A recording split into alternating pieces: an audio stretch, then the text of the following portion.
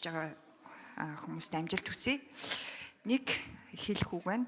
За нэг асуулт байна. За нэгдүгээр төрийн албаны зөвлөлийн бүрэлдэхүүнд дандаа эрэгтэй хүмүүс сонгогдож байсан. Тэгээ хамгийн анх амар төгс гишүүн бол хамгийн анх бол эмэгтэй хүн болж ингэж сонгогдсон. Тэгэхээр би одоо сая гүйцэтгэх засаглалын томилгоон дээр ч гэсэн гендрийн асуудал яриад яг ингээд нөгөө шийдвэр гаргахыг энэ томоохон бүтцийн асуудал дээр яг энэ гендрийн эрхтгч байдал дандаа алдагдаад байгаа.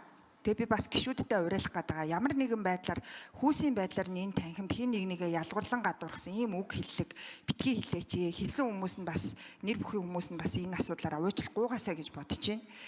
Тийм учраас бас амар төгс гишүүнийг бол дэмжиж байна. Таны араас бол олон одоо төрийн албаа хаагч эмэгтэйчүүд танаас урам зориг авч бол энэ дараагийнхаа төрийн албаныхаа карьерийг төлөөлж болох юм байна. Төрийн албаны зөвлөлийн гишүүн эмэгтэй хүн ажиллаж болох юм байна гэдэг ийм дүр төрхийг та бас бүрдүүлж байгаа. Тэгээд танд бас амжилт тухайлан онцгойлон бас хүсье гэж хэлье. За 3 гишүүн гуруула яг төрийн албаны зөвлөлийн одоо чиг үүргийн хүрээнд төрийн албаны ямар шинжилгээг хийх ёстой гэж харж байгаа. Гэхдээ ерөнхий битээ хариулаарай. Ялангуяа төрийн захиргаан дээр төрийн захиргааны албан тушаалтнуудын энэ асуудлууд дээр ямар шинжилэлт хийх ёстой гэж та бүхэн харж байгаа вэ? Одоо энэ нөгөө цомхон төр гэдэг дээр та бүхэн бас энийг холбож өөрсдийнхөө байр суурийг илэрхийлээч гэсэн үсэлтэй.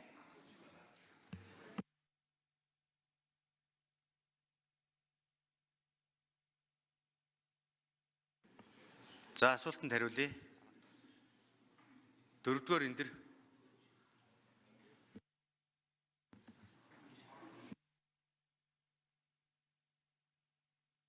нэр дэвшигч амар төгс 4-р энэ дэр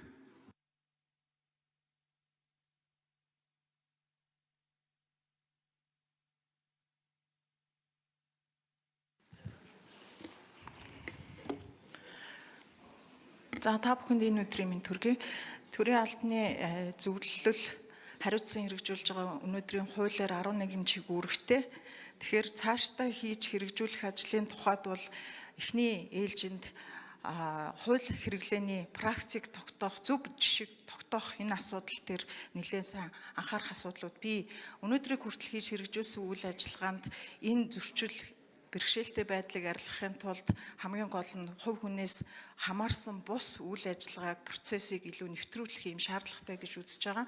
Тэгэхээр энэ мэдээллийн технологи болон цахим системийг хүний нөөцийн бодлого үйл ажиллагаанд нэвтрүүлэх одоогоор бий болгосон байгаа хүний нөөцийн удирдлага мэдээллийн цахим тогтолцоо нэгдсэн платформыг бүхий л процессд нь ашигладаг, хэрэгэлдэг, нээлттэй мэдээлэлээ түгээдэг ийм систем болгож хөгжүүлэх нэг шаардлагатай байгаа. Энийг цааш нь үргэлжлүүлэх ёстой хаа гэж бодож байна.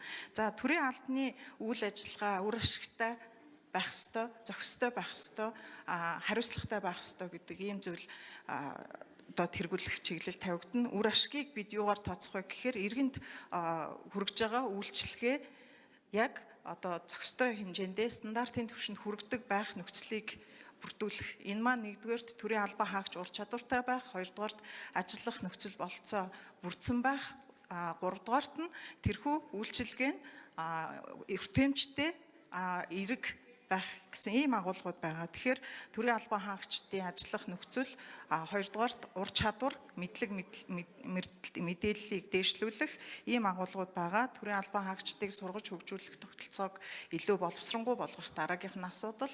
Яагаад тэгэхээр орчин цагт технологийн болоод бусад өөрчлөлтүүд маш шуурхай хурдан явагдаж байгаа учраас түүнд нийцсэн байдлаар төрийн албан хаагчид сурч хөгжиж шуурхай ажиллах, бүтээмжтэй ажиллах ёстой гэж ингэж харж байна. За дараагийн нэг асуудал нь бол зохистой хэмжээнд байлгах, үр дүнтэй ажиллах механизм бол яалтчгүй ямар чиг үүргийг төр өөрөө хэрэгжүүлэх вэ? Ямар чиг үүргийг мэргэжлийн болон төрийн бус байгууллагууд хэрэгжүүлэх вэ гэдэг дээр ялгаа зааг болон хариуцлага, хяналтын механизмаа илүү сайжруулаад цаашаа одоо үр дүнтэй ажиллах ийм зохистой тогтолцоо бий болох ёстой гэж ингэж харж байгаа. За баярлалаа. Хөрвжийн сайн зүрх гишүүн асуулт асууж үг хэлье.